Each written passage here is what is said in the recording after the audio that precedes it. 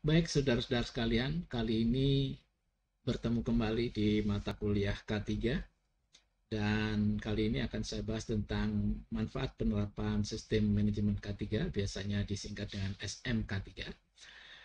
Ini kita lihat aplikasinya dan betapa pentingnya di dalam penerapan yang sesungguhnya itu bernilai edukasi dan sangat humanisme. Terlebih saya ucapkan Assalamualaikum warahmatullahi wabarakatuh. Salam Om Swastiastu, Namo Buddhaya, salam kebajikan. Saudara, ini yang akan saya tampilkan hari ini antara lain adalah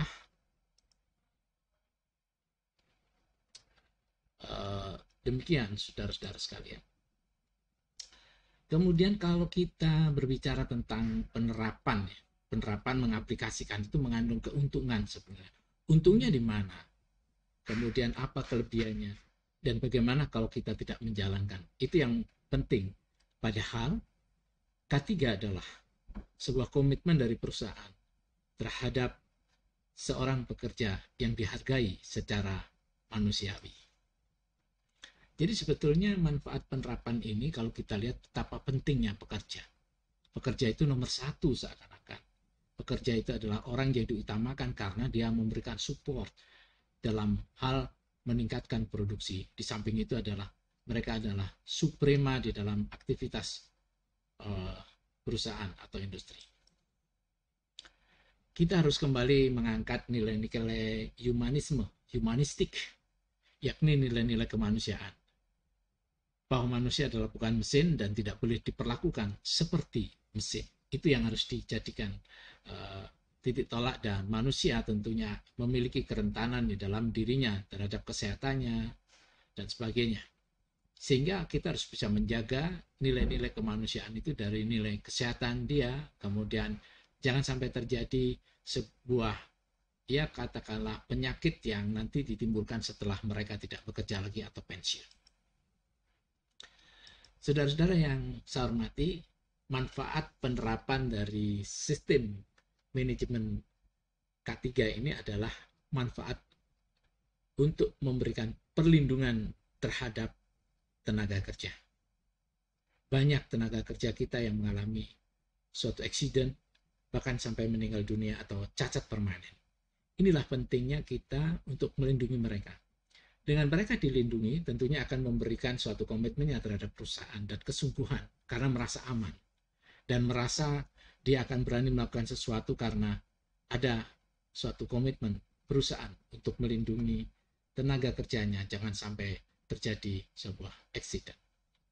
Manfaat kedua adalah jika perusahaan melakukan itu berarti pemenuhan dan kepatuhan perusahaan terhadap undang-undang sebagai regulasi terhadap peraturan yang terkait dengan bagaimana melindungi keselamatan dan kesehatan kerja.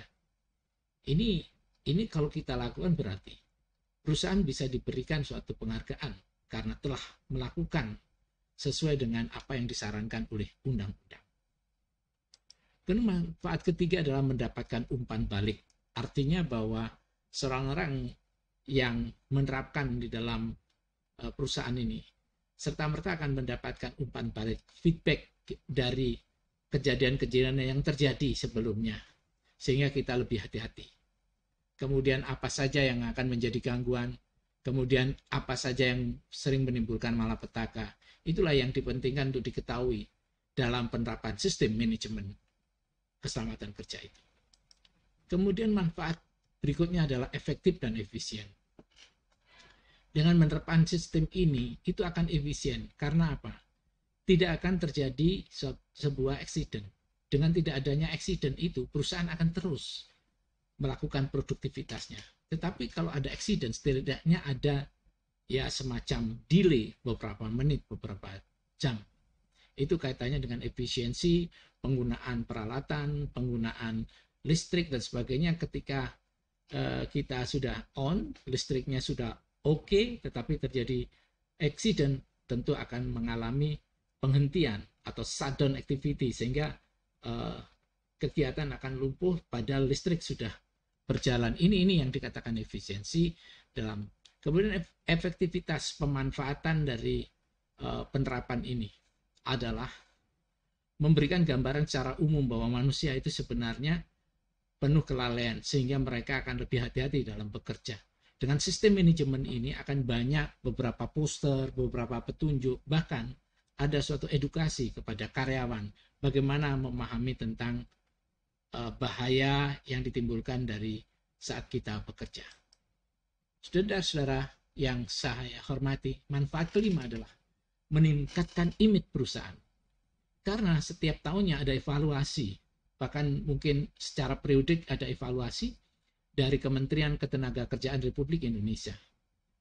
Suatu misal kecelakaan nihil atau zero defect atau zero accident di dalam suatu perusahaan. Ini sebagai image bahwa perusahaan itu komitmennya terhadap manusia itu tinggi. Bahkan ini bersyaratkan kalau itu barang-barang impor, ekspor maksudnya, ke luar negeri. Tentunya luar negeri akan menolak apabila kita tidak memiliki komitmen terhadap tenaga kerja. Kemudian saudara-saudara yang budiman, kalau kita lihat betapa bangganya, betapa hebatnya sebuah perusahaan untuk mempertahankan zero accident. Jadi nil kecacatan di dalam setiap melakukan suatu kegiatan. Manfaat keenam, saudara-saudara, akan meningkatkan daya saing. Karena dengan tidak adanya atau terkendalinya suatu accident di dalam suatu perusahaan, perusahaan akan lebih memikirkan yang lebih luar biasa. Akan bisa melakukan suatu inovasi yang sangat luar biasa, atau mungkin melakukan suatu kegiatan-kegiatan yang lebih lagi. Karena apa? Dengan adanya sudden activity atau kegiatan yang terhenti akibat kecelakaan, kita tidak mampu untuk speed atau cepat di dalam menangkap daya saing, karena kita harus berhenti. Dan ini tidak memenuhi, dan sisi yang lain, apa yang kita biasanya kita lakukan akan diserobot atau diambil alih atau di take over oleh perusahaan lain yang mampu memenuhi kebutuhan pasar dengan tepat waktu.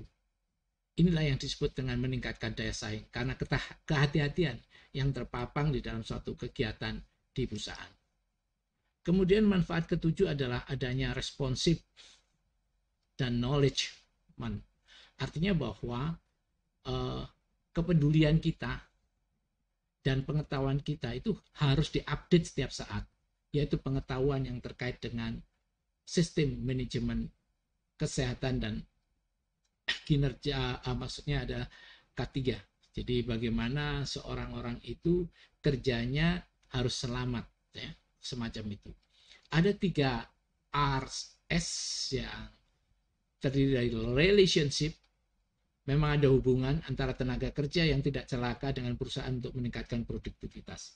Responsiveness adalah sebuah kepedulian, ketanggapan perusahaan terhadap apa yang terjadi di perusahaannya, sehingga bisa mengurangi terjadinya kecelakaan dan menuju zero accident. Kemudian result, tentang hasil. Tentunya ada evaluasi apabila yang sudah kita lakukan ternyata masih ada aja kecerobohan dalam kecelakaan. Disinilah kita akan mengambil suatu tindakan sehingga bisa memperkecil apa yang terjadi ketika ada kecelakaan. Kemudian manfaat berikutnya adalah dengan penerapan sistem manajemen K3 itu akan mendeteksi kejadian itu secara dini. Kita akan ketahui nanti kalau pada saat musim hujan akan terjadi juga beberapa kendala, mungkin ada terkelupasnya kabel dan akhirnya bisa memberikan celaka. Tapi dengan adanya sistem ini kita selalu kehati-hatian, maka segala apa yang sifatnya mendadak pun bisa diatasi. Itulah pentingnya penerapan sistem ini. Kemudian saudara-saudaraku yang berbahagia, mencegah kerugian perusahaan. Jelas, kalau kita sering terjadi accident di perusahaan kita, pasti perusahaan harus mampu mengatasi. Ketika mengatasi dengan cepat itulah, maka adalah sebuah kerugian yang terjadi. Bukanlah sebuah profit, tetapi justru kita kerugian yang timbul yang sering muncul.